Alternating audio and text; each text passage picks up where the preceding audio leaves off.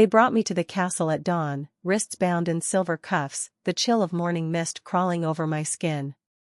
I had been taken from my village, accused of defying royal command when I dared to speak against the princess's decree. I thought I'd be executed. Instead, I was told I'd serve her.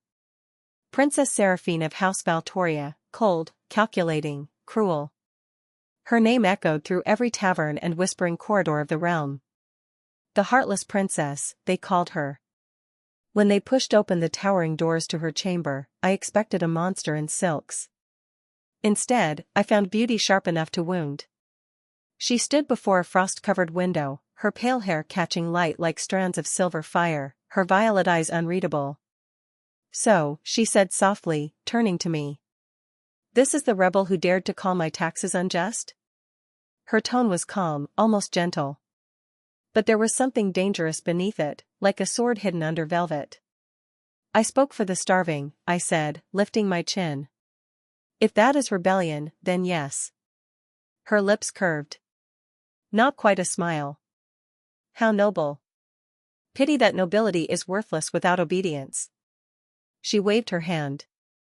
The guards left. Silence stretched between us. Then she stepped closer, her perfume, something dark and floral, filling the air. "You are mine now," she said, voice low. "Not as a prisoner, but as a companion. You will attend me, dine with me, and obey me. In return, I will decide whether you live." My heart pounded. "Why me?" Her eyes lingered on my face a moment too long. "Because you spoke without fear." And she hesitated, then smiled thinly. "I want to see how long that courage lasts." That night, I was given fine clothes instead of chains, but I felt more bound than ever. The castle walls gleamed like ice under moonlight, and somewhere within them, the Heartless Princess slept, while I lay awake, wondering what game I had just stepped into. Days turned into weeks. I learned her habits, the way she preferred her tea black with honey, the way her laughter never reached her eyes, the way she walked through the gardens as though afraid the flowers might wither at her touch. The court feared her. Even her father, the king, spoke to her as one might to a blade. But she was not cruel in the way I had imagined. Her cruelty was quieter, made of silence, of distance, of a loneliness she never spoke of. One evening, while I brushed her hair by the fire, I dared ask, "Do you ever tire of being feared?" Her gaze met mine in the mirror, a flicker of surprise passing through her violet eyes. "Fear keeps people loyal," she murmured. "And love?" I asked before I could stop myself. Something in her expression cracked, just for an instant. Then she rose, leaving me with the brush still in my hand. "Love makes fools," she said, and walked away. Yet after that night, something changed. She began asking about my life, my village, my family.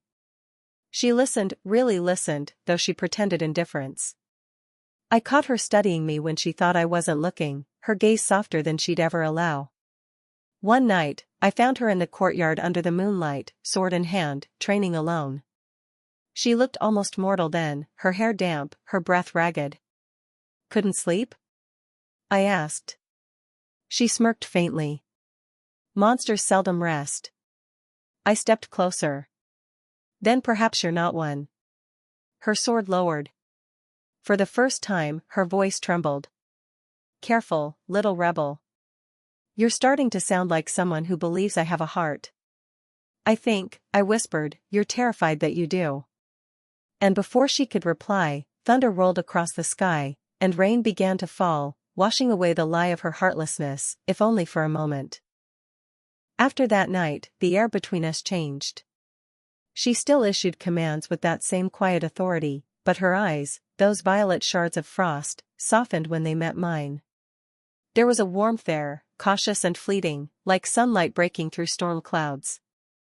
Rumors swirled through the castle like restless ghosts. Servants whispered that the princess had found herself a pet. Others said I'd bewitched her. I ignored them. I was too busy trying to untangle my own heart. One afternoon, we rode to the edge of the royal forest. The world smelled of pine and cold earth. Seraphine dismounted with surprising grace and led me down a hidden trail, where ancient stones glowed faintly beneath moss and light.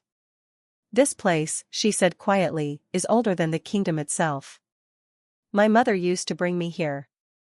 "Your mother?" I asked.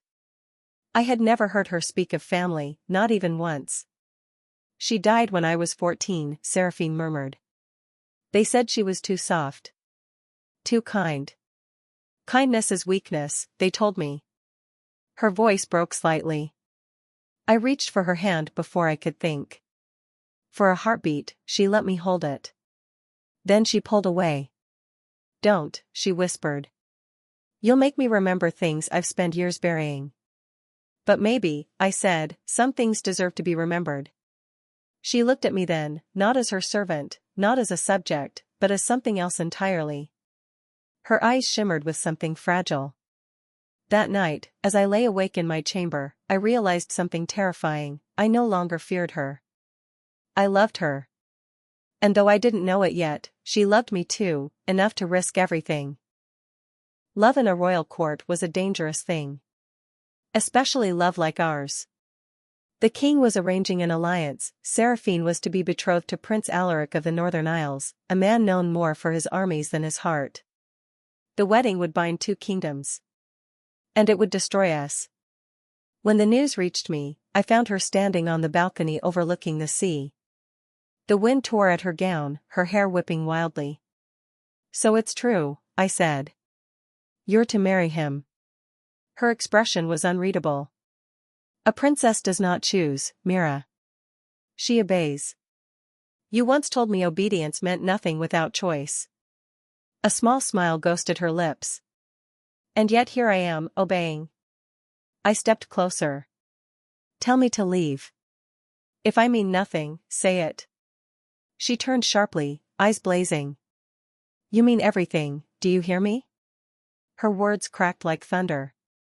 Then, softer, "And that is why I cannot keep you." Tears burned my eyes.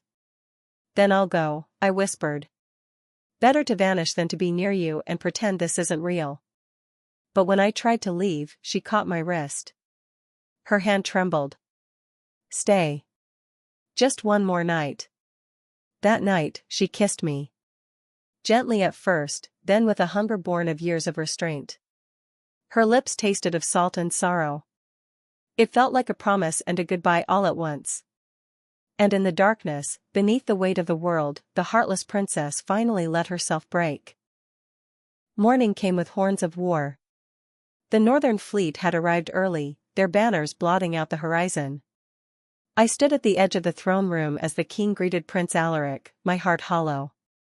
Seraphine wore her crown like a curse, her face an emotionless mask. But when her gaze flicked toward me, for a fraction of a second, I saw the storm in her eyes. That night, I was summoned, not by the princess, but by the royal guard. They accused me of treason, of enchanting the air. Someone had seen us. Someone had told. I was thrown into the dungeon beneath the castle, where the stone dripped and the air stank of despair. I thought that was the end. But near midnight, footsteps echoed down the hall. A hooded figure appeared, keys in hand. "Seraphine?" I whispered. She pulled back the hood. Her eyes glowed faintly, violet fire in the dark. "I won't let them take you." She unlocked my chains, her hands shaking. "We'll ride east, beyond the mountains. There's an old fortress, abandoned, but safe. I can protect you there." "Seraphine, if they find out." "They already have," she said. "And I no longer care." Outside, the night burned with chaos. Arrows streaked the sky as the castle guards clashed with soldiers loyal to the king. Magic flared from Seraphine's hands, wild, beautiful, terrifying. I realized then why they feared her. She was no ordinary princess. She was born of ancient blood, capable of bending frost and flame. And yet, for all her power, she chose me, a rebel with nothing to offer but love. We reached the old fortress before dawn. It stood half buried in snow, its tower skeletal against the pale horizon. Inside, she collapsed against me, exhaustion stealing her breath. They'll come for us, I whispered. Let them. Her fingers brushed my cheek. For once in my life, I will not hide behind duty. Days passed. The war spread through the kingdom, but we lived in a fragile peace, two souls defying an empire. She taught me to wield small spells, to kindle fire with words. I taught her to laugh again. But peace is never eternal. One evening, as snow fell outside, she pressed a ring into my palm, silver, shaped like a crescent. If anything happens to me, go north. Find the Witch of Oran Vale. She will keep you safe. I shook my head. Don't speak like that. Her lips curved faintly. A heartless princess, remember? We always plan for the end. Before I could answer, the fortress doors exploded inward. Royal soldiers swarmed in, led by Prince Alaric himself. Seraphine stepped before me, her power blazing. Stand down, he shouted. You would destroy your kingdom for a servant? She is not my servant, Seraphine said, voice steady as steel. She is my heart. The fight was fierce. Magic clashed with metal, frost against flame. I watched in terror as Seraphine fought like a goddess, until a spear struck her side. She fell to her knees, blood staining the snow. I caught her before she hit the ground. Stay with me, I begged. Her hand found mine, trembling. Mira, remember what I said. You are my treasure. The only thing I ever chose. Her eyes dimmed like fading starlight. The world fell silent. I don't know how long I held her. When dawn came, I buried her beneath the frost flowers that grew outside the fortress. The air shimmered with her magic one last time, soft snow falling like her final blessing. They called her Heartless until the end. But I knew the truth. She had loved me with a heart fierce enough to burn a kingdom, and gentle enough to make me feel like treasure. Epilogue. Years later, songs of the Heartless Princess still echo through the land. But in the eastern mountains, when the wind is quiet, I sometimes hear her voice. And every spring, frost flowers bloom where she sleeps, proof that even the coldest hearts can leave warmth behind.